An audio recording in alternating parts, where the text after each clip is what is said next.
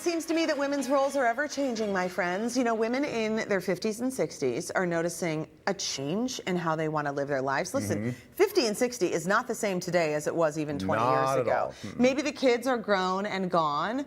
Maybe you had a once fulfilling career that just isn't, or you're kind of moving on. And the things that used to light you up, maybe they're not lighting you up anymore. Yeah, they want to live a deeper and more meaningful life, but aren't sure really how to do that. So our life coach, Barb Churchill, is here to share some ways to create your new era unapologetically. So good to see you. Right? Yes, well, it's all so true. I think as we all age, especially women, you kind of feel a certain way, but then there's society as well that kind of puts pressure on you, maybe tells you to feel a certain way. Society says in your 50s and 60s, okay, thanks. Yeah. You've had the career, you've raised the kids, you've married, you've taken care of your parents. We don't need you anymore. Just go wait for grandkids. What? Yeah, no. yeah. Did you know that the fastest growing group of entrepreneurs in the world are women over 50? Boy. Is that right? I'm telling you. Because is that because you've got the time, you have the wisdom?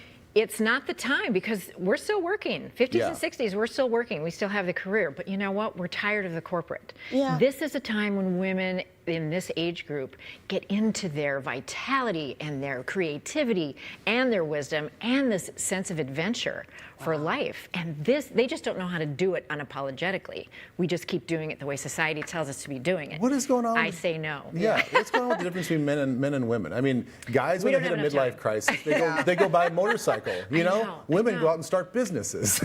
I'm telling you, we are the smartest. But there are things that we have to do to acknowledge to get to those places of being unapologetic. You know, I'm in my 60s. I don't care what anybody thinks, and it's so freeing. So liberating. Yeah, that's so liberating. Okay, so let's talk about how to show up, how to kind of figure out what you want. Number one, acknowledging the changes in your life. I do think, regardless of if you're in your 50s, 60s, 30s, 20s, whatever, I mean, really being realistic about the season you are in life.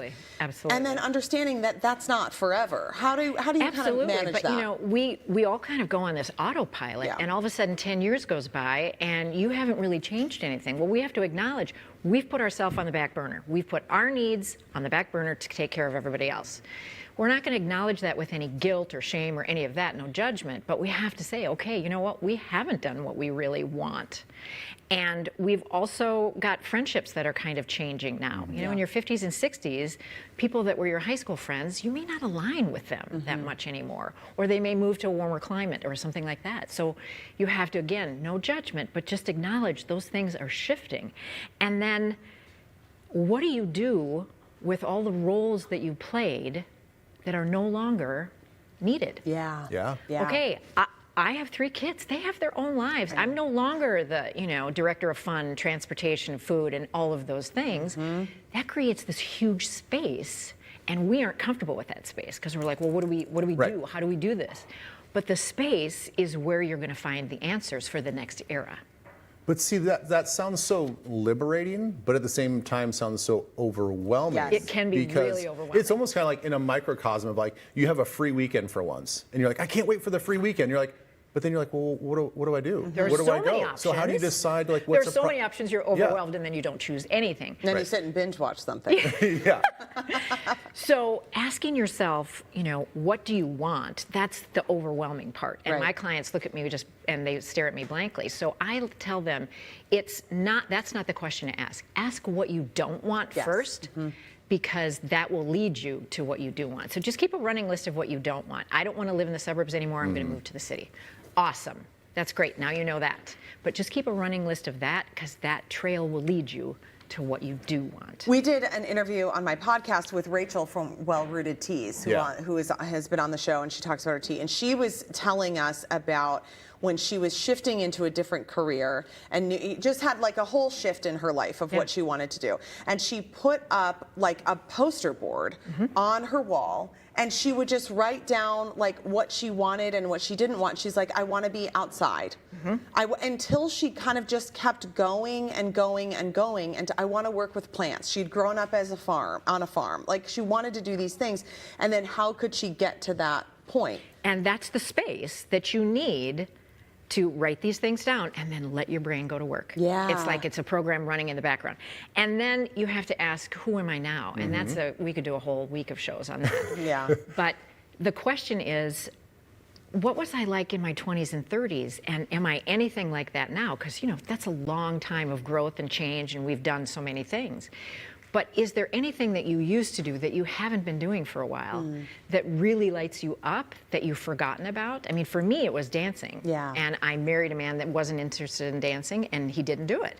Yeah. So I didn't either. Well, now that I've chosen to be single, I put dancing right back in, and I'm telling you, I'm having so much fun. It just brings me so much joy. I was at First Avenue last weekend celebrating Prince. It was a blast. Oh my gosh. So we need to look back at that and say, okay, let's start trying some new things too.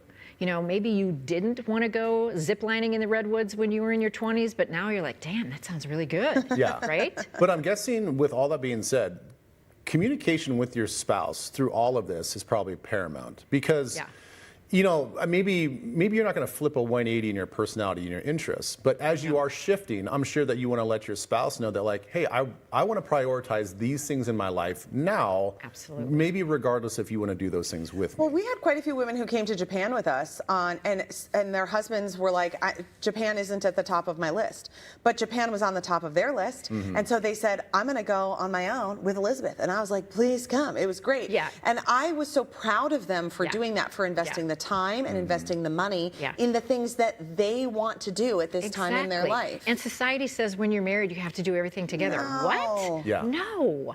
We have our separate lives. That's what makes the marriage rich. We bring our separate lives into that and the experiences, and then you have a partnership. You do some things together, and then you have separate lives as well. That's what keeps it going. Yeah, no, I'm all for that. It's interesting that, I think both men and women, obviously, when you get a little bit older and all the kids leave the nest, and then you retire maybe at different stages, you have all this built up free time. It's like, how do you balance out, like, what my interests are, what your interests are? We both want to do things that maybe be a little different. And I'm sure it probably causes a little rift here and there, but communication Well, that's where is you probably have a the big part of it. discussion. And I think if you're going to wait until you're retired to do the fun things, that's your biggest mistake. That is a Yeah, mistake. that's Start very doing true. it now. Do it now. Yeah. Barb, this is so good. Yeah. Good to see you. We Good love to see having you you. here. Thanks. Okay, so your new era is just getting started. Barb, you can call her Babs if you want. She's here to help you get started. We have a link to schedule a free chat with her on our website.